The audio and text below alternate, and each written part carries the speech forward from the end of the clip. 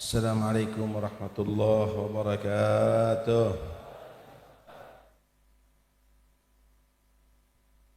Bismillah walhamdulillah wassalatu wassalamu ala rasulillah Sayyidina Maulana Muhammad bin Abdullah wa ala alihi wa sahbihi wa man wala amma ba'd.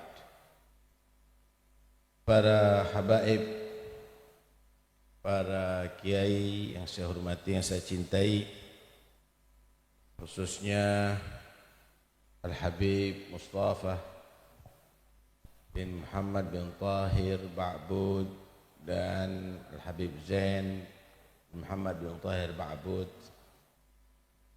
serta para ahfad dan asbad Al-Habib Muhammad bin Tahir Ba'bud, tokoh-tokoh agama, para asatidzah Al-Habib Quraisy bin Qasim Baharun, Habib Abu Bakar Maula Khailah, Al-Aba, orang-orang tua kita, Al-Habib Abdul Qadir bin Husain Al-Haddad, Al-Khiyar Habib Tahir Husain bin Muhammad bin Tahir Al-Haddad, pejabat pemerintah yang hadir, baik yang sipil, Polri atau TNI yang kami hormati, hadirin dan hadirat yang dirahmati oleh Allah Subhanahu wa taala, para maling dan malingat, pencopet dan pencopet yang hadir, mudah-mudahan diberikan hidayah oleh Allah. Ada aja yang hadir ya. Nah, kalau mau nyopet jangan di sini, pasar malam lah. Masa acara khol nyopet ini, sayang ya. Nah, datang ke sini cari berkah untuk tobat, begitu. Jangan cari sini cari HP, ya. Jangan nyopet, kasihan diri Anda ya. Ini yang datang orang-orang baik ini, orang-orang soleh ya. Jangan mengganggu mereka. Nah, niati tobat datang ke sini. Karena itu hati-hati Pak, barang-barangnya. Ini kadang-kadang pakai serban ini yang nyopet ini. Kalau nggak kelihatan ini, hati-hati. Itu biasanya yang melakukan berdesak-desaan itu mereka sudah mengatur strateginya ini. Ya. Wah, ini Habibnya kok tahu cara nyopet ini. Ilham. Hadirin sekalian dirahmati Allah Subhanahu wa taala. Ada satu hadis Nabi sallallahu alaihi wasallam yang perlu kita renungi. Dan Nabi itu u'tiya jawami'al kalim. Kalimatnya itu pendek beliau itu, tapi maknanya luas. Bunyi hadisnya gini, al-mu'min mir'atul mu'min. Al-mu'min mir'atul mu'min.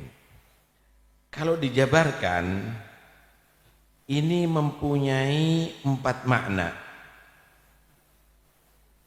Al-makna al-awwal, annal mu'mina yara fi akhihi al-mu'mini akhlaqan hasanah fayaktadiya bih fayaktadi bihi fiha wa yara fihi akhlaqan sayyi'ah faya'lam anna fi nafsihi amthalaha fayutalibu nafsahu biimatatiha wa takhalli anha. Orang mukmin itu cermin orang mukmin. Artinya melihat orang mukmin yang di dalamnya adalah akhlak-akhlak yang bagus. Orang soleh nih akhlaknya bagus, istiqomah, ibadahnya, karamnya, sifat-sifat yang baik terkumpul sama dia, maka dia ngikuti. Orang mukmin itu adalah cermin orang mukmin. Nah, kita sekarang ini di muka cermin Al-Habib Muhammad bin Thahir diceritakan bagaimana tadi akhlaknya, tawaduknya, pegangan terus dengan syariah, nggak mau ngelepas. Walaupun udah jadi wali, nggak ngelepas syariat. Ini yang belum wali kadang-kadang udah ngelepas syariat nih. Walaupun udah jadi wali nggak ngelepas syariat. Ta'zimnya kepada Nabi Muhammad sallallahu alaihi wasallam, maka tergerak untuk mengikuti. Atau melihat orang mukmin kok akhlaknya ada nggak bagus, ini kok omongannya selalu muji-muji diri ya, ini kok sombong ya, ini kok meremehkan yang lainnya ya. Dilihat, iya aku masih begitu akhlaknya, aku masih seperti begitu, maka berusaha untuk menghilangkan sifat-sifat itu daripada dirinya. Ini al-mu'min mir'atul mu'min. Saudara, ketika manusia ada di hadapan kaca, maka akan kelihatan kok, akan kelihatan siapa diri kita. Loh, matanya kok kotor, jangan dibiarkan, bersihkan. Oh, giginya kok kuning, ya sikat, disikat. Oh, rambutnya kok nggak rapi, ya disisir. Begitulah kalau melihat orang-orang muslim yang ada. Misal ulama melihat kok banyak yang nggak sholat Jum'ah nih orang ya, kok banyak yang meninggalkan bacaan Quran ya, itu cerminan berakamu dakwahnya masih kurang. Itu adalah gambaran bahwa yang punya ilmu masih kurang bermasyarakat dan belum mengajarkan hal-hal yang penting kepada mereka. Orang mukmin yang jadi pejabat melihat misalnya kok banyak gembel ya, kok banyak pemuda yang mabuk-mabuk ya, bertato, kemudian rambut berwarna-warni, itu gambaran kamu yang jadi pejabat, wahai orang mukmin, itu gambaran bahwa kamu masih kurang bagaimana menyalurkan dana sosial kepada mereka sehingga mereka masih dalam keadaan miskin. Ini sebetulnya adalah cerminan, Pak, cerminan. Nih di majelis ini kok banyak maling ya, ini juga cerminan. Berarti pertama, banyak yang tidak menjaga harta-hartanya yang ada pada dirinya. Mari ngono, hati-hatiin HP-mu, dompetmu. Kedua, mungkin nasihat-nasihatnya yang menyentuh kepada mereka untuk dia bertobat kurang. Disinilah al-mu'min mir'atul mu'min. Makna yang kedua, annal mu'min yara fi akhil mu'min aiban fa ya'muruhu bi imatatih wa yutalibuhu bi izalatih fa yakunu lahu kal mir'ah. Kalau tadi kamu itu bercermin kepada kaca orang mukmin yang lain, sekarang kamu jadilah kamu itu cermin bagi orang lain. Oh, orang lain melihat kepada kamu, melihat ada aib sama dia. Orang lain melihat ada aib, maka kamu ajari mereka, jangan kamu berbuat begitu, begini loh caranya. Begini loh caranya. Kamu itu sholatnya keliru, begini loh yang benar. Kamu itu adalah cara dakwanya begitu tidak baik, begini loh uslubnya. Ajari itu semuanya setiap orang mukmin untuk menjadi kesempurnaan. Yang berpengalaman memperhatikan yang belum berpengalaman. Yang dokter memperhatikan yang sakit. Yang kaya memperhatikan yang miskin. Begitulah al-mu'min mir'atul mu'min, enggak sendiri-sendiri. Enggak sendiri-sendiri. Yang ketiga, al-mu'min yaral mu'minin fayatajallawna lahu bihasabi ma fi batinihi min khair aw syarr. Orang mukmin itu menilai orang mukmin sesuai dengan yang ada di batinnya. Kalau di batinnya baik, orangnya baik, maka dia akan husnudzon sama orang-orang mukmin nih. Tapi kalau sudah di batinnya itu jelek, maka dia menganggap orang mukmin ini jelek. Oh, nggak usah dipercaya. Walaupun sholat ada di masjid, walaupun dia baca Quran, jangan dipercaya. Ini menunjukkan batinnya dia adalah jelek. Kenapa? Memandang orang mukmin jelek. Sama dengan kaca yang buruk. Pak, kalau pakai kacamata hitam, itu kelihatan orang semuanya gelap. Bukan karena saat gelap, bukan karena warnanya orang itu hitam, tapi karena memang dia pakai kacamata yang hitam. Tapi kalau pakai kacamata yang bening, maka semuanya akan kelihatan bening. Itulah orang mukmin memandang orang mukmin. Kalau hatinya kotor, dia akan menganggap orang yang di hadapannya kotor. Kalau hatinya baik, dia akan berhusnudzon kepada orang yang ada di hadapannya. Dan ini husnudzon penting. Khoslatani laisa fawqahuma khairun minhuma. Ada dua perkara, tidak ada yang lebih utama, lebih baik daripada dua perkara. Husnudzon billah wa husnun bi ibadillah. Husnudzon terhadap Allah, prasangka baik terhadap Tuhan, dan prasangka baik terhadap hamba-hamba Allah. Wa khaslatani laisa ba'dahuma syarrun minhuma. Ada dua perkara yang tidak ada yang lebih jelek daripada dua perkara ini. Su'udzon billah wa su'udzon bi ibadillah. Berprasangka buruk terhadap hamba Allah dan terhadap Allah, berprasangka buruk terhadap Allah dan berprasangka buruk terhadap hamba Allah. Yang berikutnya, al-mu'min mir'atul mu'min. Orang mukmin itu adalah mir'atul mu'min. Al-mu'min yang kedua Allah, mir'atul haq, cermin daripada Tuhannya Allah subhanahu wa ta'ala. Artinya galbu mahallu tajallillah. Hatinya orang mukmin itu adalah cerminan daripada Tuhannya Allah.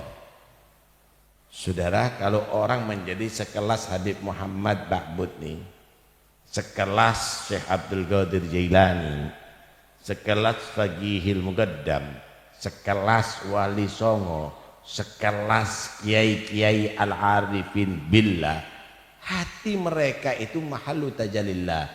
Mereka ridho hatinya, berarti yang dipandang, yang didengar diridhoi oleh Allah. Mereka benci, mereka sakit hati, yang dipandang, yang didengar, yang dibenci akan dibenci oleh Allah.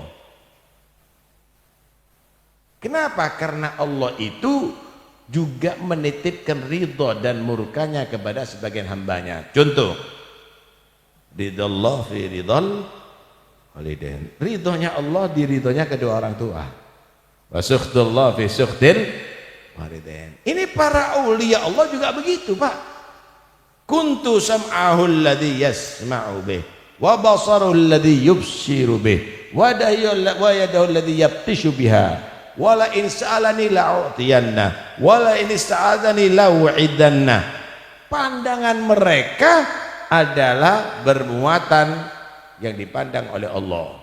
Mereka memandang dan ridho dengan yang dipandang itu adalah diridhoi oleh Allah. Mereka mendengarkan dan ridho dengan yang ia dengarkan yang didengarkan itu diridhai oleh Allah. Kalau murka juga dimurkai oleh Allah. Al-mu'min mir'atul mu'min. Karena itu ya ikhwani, dalam menghadiri acara haul ini, antara kita dengan Allah itu yang bagus, antara kita sesama kita itu yang baik, dan husnudzon kita kepada Allah kita pasang bagus-bagus, husnudzon terhadap hamba Allah juga kita pasang bagus-bagus. Kalau enggak, nanti akhirnya bubar dari majelis ini akan sia-sia. Akan sia-sia, saudara. Nih, cinta sama aulia Allah ini ada terbagi beberapa hal. Cinta kepada guru ada terbagi beberapa hal. Pertama, cinta kepada orang yang soleh, cinta kepada orang yang alim, cinta kepada orang yang wali, dalam rangka dia tadi itu mengikuti jejak mereka 100%. Sholatnya diikuti, istiqomahnya diikuti, hatam Qur'annya diikuti, semuanya diikuti, gerak-geriknya diikuti. Kalau sudah bisa mengikuti 100% semuanya, maka orang itu akan menjadi khalifahnya. Dia akan menjadi khalifah, ini akan menjadi penerus nih. Dia akan mewarisi kewaliannya, dia akan mewarisi karomahnya, dia akan mewarisi ilmunya. Mudah-mudahan kita bisa seperti mereka. Yang kedua, nggak bisa 100% cinta sama wali, cinta sama wali, cuma dia tadi itu hanya sebagian bisa ngikuti. Dia mulainya mereka ratusan rakaat, ana cuma 4 rakaat. Hatam Quran setiap hari, saya cuma 1 juz 2 juz. Dia bersedekah setiap hari potong 10 kambing misalnya, saya cuma 1 kambing. Mengikuti sebagian. Mengikuti sebagian. Al-iqtida bil ba'd. Orang ini adalah sama dengan yang pernah ditanyakan oleh Nabi. Al-mar'u yuhibbul qauma wa lamma yalhaq bihim. Ya Rasulullah, bagaimana ya kalau ada orang cinta dengan sekelompok manusia pilihan tapi nggak bisa ngikuti 100%. Maka Nabi nyatakan yuhsyarun nasu ma'aman ahab. Nanti di hari kiamat digolongkan bersama mereka.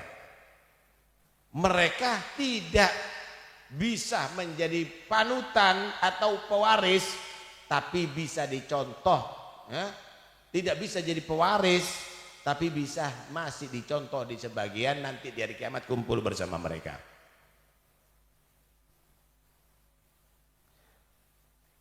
Yang ketiga, cinta nggak bisa ngikuti, nggak bisa ngikuti. Ya nggak mungkin saya bisa ngikuti. Cuma saya hadir majelisnya aja dah. Ini biasanya yang ngajar hol-hol nih. Tapi yang bukan maling ya, yang bukan nyopet nih. Hah? Hadir karena cinta, dengarkan pengajian karena cinta, walaupun nggak ngikuti. Maka ini termasuk yang dikatakan oleh Nabi, humul gom la yashqa bihim jalisuhum. Yang kumpul bersama mereka nggak akan menjadi celaka insyaallah. Dapat barokah nyarong soleh nggak celaka. Walaupun nanti kelasnya nggak kumpul sama mereka, tapi insyaallah nggak celaka di hari kiamat. Karena masih ada perasaan cinta. Yang nggak beres yang keempat. Ziarah sama ulama, ziarah sama aulia, hadir majelisnya aulia, cari suara, cari pengaruh, supaya dikenal orang yang soleh sehingga mudah untuk utang, untuk supaya dihormati sama orang. Ini namanya memanfaatkan orang yang soleh. Ini nggak benar. Ini yang nggak benar, ya nggak benar. Karena itu Majelis seperti begini ini adalah istimewa, saudara, yang ditaksis oleh orang-orang pendahulu kita. Bukan untuk pamer. Pamer nih datuk saya, nih bukan. Ini justru untuk ngingetkan ente cucunya, kamu muridnya, nih guru kamu, nih datuk kamu. Kamu harus seperti mereka. Kamu harus seperti dia. Ikuti akhlaknya, ikuti ilmunya. Udah tahu datuknya alim, nggak belajar. Udah tahu datuknya misalnya soleh, nggak jadi orang yang soleh. Udah tahu datuknya istiqomah, dia nggak istiqomah, berantakan ibadahnya. Ini adalah paling mengecewakan. Kira-kira seorang guru punya murid males, nggak pernah apal, nggak pernah patuh, banyak melanggar. Ini murid yang mesakat ini, Pak. Cucu juga begitu. La in fakharta bi aba'in dawi syaraf laqad sadaqta walakin bi'sa ma waladu. Jangan-jangan datuknya yang patut dibanggakan, anak cucunya atau murid-muridnya adalah orang yang mengecewakan mereka. Punya anak jadi jenderal, punya anak jadi jenderal juga. Bapak bangga dengan anak, anak bangga dengan bapak. Pantes enak jadinya. Bapak jenderal, anaknya bandar narkoba. Ngejlok, Pak. Dia bangga dengan bapak, iya, tapi bapak kecewa dengan anak. Begitulah juga bapak soleh, anak teruskan jadi anak yang soleh. Bapak wali teruskan, bapak istiqomah teruskan. Inilah perlunya hal itu, bukan untuk bangga-banggaan, tapi itu adalah untuk mengingatkan. Ikhwani yang dirahmati oleh Allah Subhanahu wa ta'ala, alhasil kita harus benar-benar menyadari bahwa tidak ada kemuliaan yang gratis yang Allah berikan. Tidak ada. Kalaupun itu kenikmatan yang diberikan anugerah oleh Allah, itu harus ada tuntutan, yaitu disyukuri. Kalau tidak disyukuri, maka kenikmatan itu akan menjadi malapetaka karena mengkufuri nikmat Allah. Wala in kafartum inna adzabi lasyadid. Contoh, kamu dijadikan anak cucu kiai-kiai, ulama-ulama yang soleh. Itu kenikmatan dari Allah. Wa kana abuhuma salihah. Maka tuntutannya, teruskan keilmuannya, teruskan dakwahnya, teruskan ngajarnya, jangan sampai menyimpang. Ada lagi yang Allah kasih kenikmatan jadi turunannya Rasulullah SAW. Itu kenikmatan daripada Allah. Maka tuntutannya, ikuti akhlaknya Nabi. Teruskan bagaimana amalia datuk-datuk kamu, bagaimana akhlak datuk-datuk kamu. Ketika jadi anaknya kiai, ternyata dia tidak mengajak untuk berbuat baik, malah membuat grup nyanyi, malah melakukan yang tidak diridhoi Allah. Begitu juga ketika menjadi turunannya orang-orang yang saleh, kemudian dia tadi itu ternyata tidak meneruskan akhlaknya, ini akan jadi malapetaka.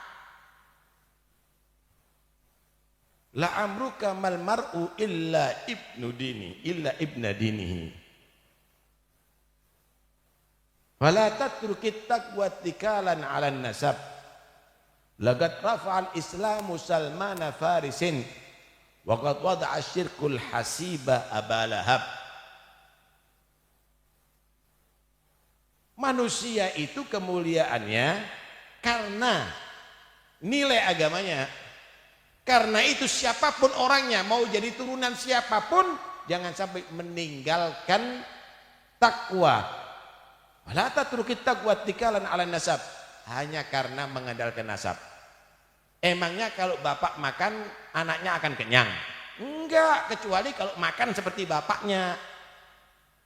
Emangnya kalau bapaknya minum, anaknya berarti akan segar semuanya? Enggak bisa, harus minum seperti bapaknya. Emangnya kalau bapaknya alim, anaknya pasti alim? Gak bisa, kecuali belajar seperti bapaknya. Emangnya kalau bapaknya wali, anaknya pasti wali? Gak bisa, kecuali kalau dia meneruskan istiqomahnya seperti bapaknya. Karena itu jangan pernah mengandalkan nasab, meninggalkan takwa. Bukti bagaimana seorang Salman Al-Farisi yang dia bukan Arab diangkat derajatnya oleh Allah karena keislamannya. Islamnya kuat, takwanya, mahabbahnya. Tapi bagaimana seorang yang nasabnya sambung dengan Nabi Abu Lahab, pamannya Rasulullah, maka dia menjadi orang yang terlaknat. Karena itu jangan sekali-kali kalau kamu itu menjadi turunan orang baik, kamu lupa bahwa itu adalah nikmat yang harus disyukuri. Tidak boleh itu kamu nodai dengan meninggalkan takwa kepada Allah Subhanahu wa ta'ala. Begitu. Karena itu jangan kita hanya sekedar membangga-banggakan. Ini bukan arena untuk pembanggaan, tapi ini adalah koreksi diri. Bagaimana kamu menjadi anak cucu yang seperti datuk-datuk kamu. Masya Allah. Al-Habib Abu Bakar Al-Adni Al-Idrus, alimun fadilun abi thumma jaddi. Hakata ilal mukhtari. Aku teliti datuk ini, alim bin alim bin alim bin alim, wali bin wali bin wali sampai nabi. Terus apa? Cukup itu lah. Wa ana artaji mithla jududi daka aksal muna minal ghaffari. Aku punya harapan, aku punya cita-cita bisa seperti datuk-datukku. Itu adalah puncak cita-citaku, harapanku dari Allah Subhanahu wa ta'ala. Begitu seharusnya. Diceritakan di sini, pingino seperti datuk kamu. Cita-citalah seperti mereka. Bukan hanya diceritakan untuk dibanggakan, kemudian Anda tidak meneruskan daripada mereka. Itu adalah ghabawa, itu adalah satu kebodohan ya ikhwani. Itu adalah satu kebodohan. Banyak kok Allah Subhanahu wa ta'ala memberikan contoh turunan orang baik tapi akhirnya menjadi laknat. Tuh turunan Nabi Adam, Adam jadi gobil. Tuh turunan Nabi Nuh, Adam menjadi Kanaan. Karena itu udahlah, jangan kita menjadi orang-orang yang begitu, tapi jadilah penerus. Ketika Nabi ditanya, man asyrafun nas, man akramun nas, siapa manusia yang paling mulia ya Rasulullah? Nabi pertama menjawab, atqahum, yang paling bertakwa kepada Allah. Tapi sahabat nggak tanya itunya karena udah paham. Bukan itu yang aku tanya ya Rasulullah. Oh, kalau kamu tanya ya Yusuf, Nabi Yusuf. Nabi Yusuf itu Nabi bin Nabiillah bin Yakub Nabi Allah, bin Nabiillah bin Ishak Nabi Allah, bin Khalilillah bin Ibrahim Nabi Allah. Nasab. Tapi bukan nasab tok, terus nurunkan Nabi, nurunkan Nabi, nurunkan Nabi, nurunkan Nabi. Hebat. Laisan hada nasruka ya Rasulullah. Bukan ini yang kami maksud ya Rasulullah. Oh, tas'aluna an ma'adinil Arab. Inti kepingin tanya tentang orang Arab nih. Kabilah-kabilah yang di Arab. Khiyaruhum fil jahiliyah, khiyaruhum fil Islam idza faquhu. Ini orang-orang Arab nih. Kelompok-kelompok Arab ini yang paling yang menjadi kelompok terhormat ada di zaman jahiliyah akan menjadi kelompok terhormat di zaman Islam dengan catatan mereka berilmu agama. 3 Pak kemuliaan. Pertama, takwa. Kedua, nasab yang baik. Ketiga, ilmu. Alhamdulillah, ini Habib Muhammad bin Tahir Ba'bud nasabnya bagus, kemudian takwa, kemudian ilmu. Tuh lihat bagaimana. Tidak pernah meninggalkan syariat walaupun udah jadi wali. Nggak meninggalkan syariat, begitu seharusnya. Ini belum jadi wali udah salaman sama perempuan yang bukan mahram. Tuh lihat ini, dosa lo kamu Mustafa, ninggalkan ngumpulkan orang-orang itu, tanggung jawab kamu Mustafa. Begitu nasihatnya. Begitu Pak, syariat nggak boleh ditinggalkan walaupun sudah dia tadi itu masuk hakikoh. Nih, tak kasih gambaran terakhir. Sayyidatu Maryam alaihissalam. Sayyidatu Maryam ini sudah mencapai hakikoh. Bagaimana ketika dalam khalwatnya yang dikunci oleh Nabi Allah Zakaria, dibuka sama Nabi Zakaria, ternyata ada buah-buahan yang bukan pada musimnya. Sayyidatu Maryam ini nggak pernah ke pasar. Nggak ada orang lain yang ngirimkan makanan di khalwatnya kecuali Nabi Zakaria. Kok buah-buahan seger di situ? Anna laki hada. Dari mana ini Maryam? Buah-buah ini dari Maryam. Qalat huwa min indillah. Ini langsung dari Allah kiriman. Innallaha yarzuqu man yasha'u bighairi hisab. Sesungguhnya Allah tadi itu memberikan rezeki dengan tanpa susah payah.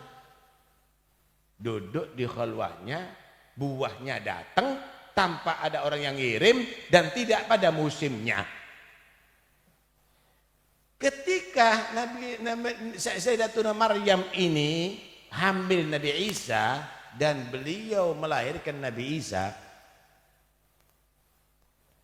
beliau tidak berdaya, saat itu perlu mengkonsumsi makanan dan ada di samping pohon kurma udah kering. Maka Allah merintahkan apa? Nggak dikirim sama Allah. Wa huzzi ilaiki bijid'in nakhlah. Wa huzzi